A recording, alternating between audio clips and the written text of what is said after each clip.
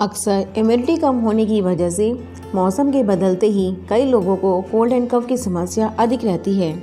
आइए जानते हैं कैसे हम घर बैठे एक्यूप्रेशर में कलर के माध्यम से इसे ठीक कर सकते हैं। इसके लिए हमें अपने दोनों हाथों के अंगूठों के ऊपर और नीचे दोनों फेरेंजिस पर एक एक ब्लैक कलर का डॉट कई दिनों तक लगातार दिन में 8 से 10 घंटे लगाकर रखना है।